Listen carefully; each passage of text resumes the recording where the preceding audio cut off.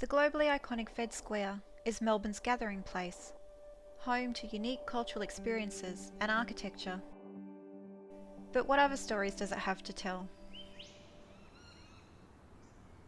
Aboriginal clans of the Kulin Nation occupied the rich and varied landscapes around Port Phillip Bay for tens of thousands of years. In February 1803, Charles Grimes' survey party visited Port Phillip, and James Fleming observed, "The ground is a swamp on one side, and high on the other. Saw many swans, pelicans, and ducks. The timber in general is gum, oak, and banksia. The two latter are small, the gums from 10 to 30 feet high. The most eligible place for a settlement that I have seen is on the freshwater river. The country in general is excellent pasture and thin of timber. There is great plenty of fish in Port King. The country in general is newly burnt." The gently undulating northern side of the river became the site for the new town, first laid out by Robert Russell in 1837. And on the eastern end of the newly laid out city, the swampy sliver of land between Flinders Street and the river was yet to be used. The Yarra River defined European settlement and still marks the extent of Melbourne's central business district. Initially crossed by a punt and then by a wooden toll bridge, in 1845 funds were approved for a permanent toll-free bridge. Princess Bridge, named for the Prince of Wales, was opened with great celebration on November 15, 1850.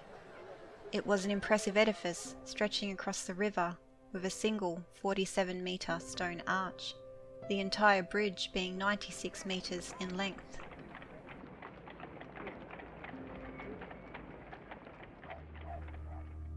By the 1850s, the rapidly growing city realised it needed somewhere central to keep its unknown dead, and in response to complaints about the existing practice of post-mortems and inquests being conducted in public houses, a site on the embankment of Princess Bridge was proposed to replace an earlier morgue in Melbourne's Wharf area.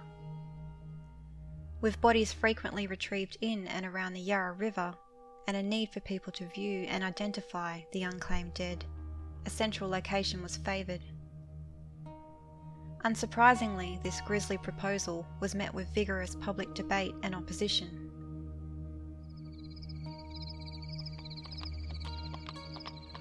Our rich cits drive across the bridge, exhausted by the labours of the day.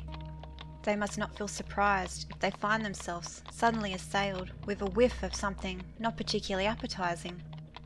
It is nothing worse than the smell from the decaying bodies of a few of their fellow creatures. Construction began in 1854 with the completed stone building occupied by the City Coroner and Registrar's Office.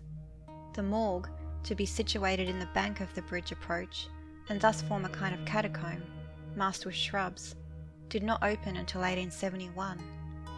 It included a dead house, a court building for inquests, and a laboratory.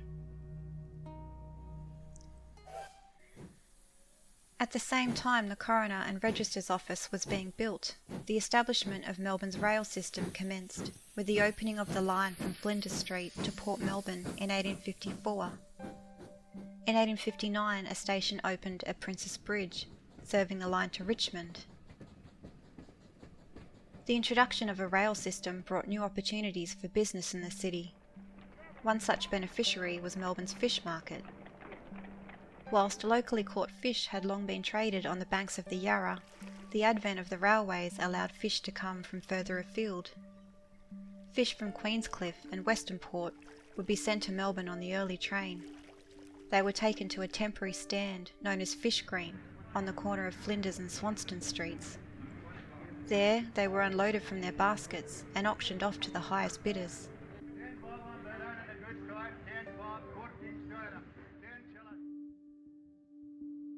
Melbourne needed a more permanent fish market, so in 1865 the council began construction of a building on the south-east corner of Flinders and Swanston Streets. The market opened the following year. Meanwhile, the city continued to grow and change. and in the second half of the 19th century, railways snaked ever further across the colony. In 1865, the Princes Bridge railway station had closed when a tunnel connected the line to Flinders Street station. It reopened in 1879 as a terminus for the new Gippsland Railway. By the 1880s, Melbourne was experiencing a land boom fueled by cashed-up speculators. Unable to cope with the increasing demand, Princes Bridge was carefully dismantled. A temporary bridge served the community in its place until the current Princes Bridge was opened in 1888. The city's burgeoning population growth also brought plans for a new railway station, with Flinders Street being the obvious choice for a location. Construction was slow to commence, however, and it took until 1910 for Melbourne's grand new station to be opened.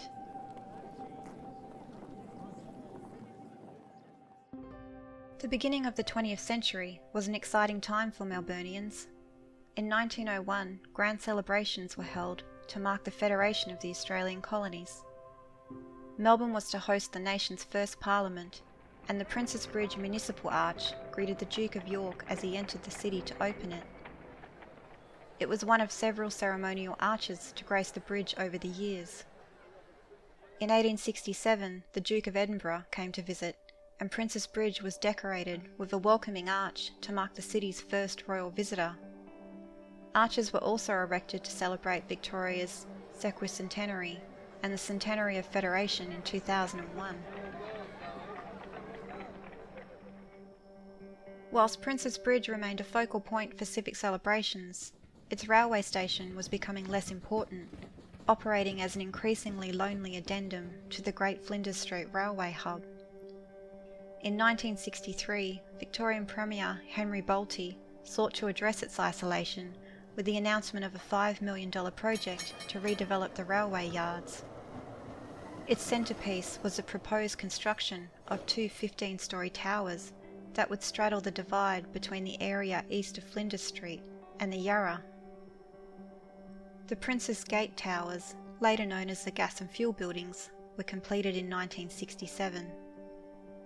They were much maligned by the Victorian public, dwarfing nearby St Paul's Cathedral and effectively barricading the city off from the river. While this location has undergone many incarnations over time, the site we know as Federation Square has a short history. In 1996, an ambitious redevelopment was proposed by the Liberal Premier, Jeff Kennett, to demolish the Gas and Fuel Buildings, roof the Jolimont rail yards, and transform the location into a cultural precinct and multi-purpose public space. The lack of a city square had been long lamented, as Herald art critic Lionel Lindsay expressed in 1935. The truth is that we have no civic life, and that it is not possible if the people cannot use their city for relaxation and amusement. Without public squares, there is little for the people to do, but make a dash for the pub, frequent the cinema, or go back to their hutches like good little rabbits. Whilst the city did eventually get its desired square, and the site on the corner of Collins and Swanston Streets ultimately took on a civic role, it failed to ignite the public's imagination. Sparking that flame was central to the new Federation Square project. An international competition asked for designs that would highlight the site's aim to be the public square that Melbourne had always wanted, a civic and public meeting ground where people could gather to celebrate, mourn, reflect, protest, and engage with community. The design of Federation Square would honour the centenary of Federation, and though it was hoped the project would be completed in time for centennial celebrations on January the 1st, 2001, the construction was not completed until October the following year. The award-winning result, designed by Donald Bates and Peter Davidson from Lab Architecture and Bates Smart, was an interlocking complex of buildings and laneways designed around a large open space area on a deck above rail lines. Implicit in the architect's design was the idea of federation and the coming together of independent identities to form a coherent whole, with the fractured geometry of glass, steel, and stone offering unexpected connections and vistas. The bold multi-dimensional design was widely revered by the design community. However, despite this critical acclaim, it was met with mixed reviews from the public at the time. Since then, Melburnians have embraced their Fed Square, and in recognition of its historical, aesthetic, technological, social, and cultural significance to Victoria, the site was formally listed on the Victorian Heritage Register in 2019, making it the youngest heritage listed site in the world.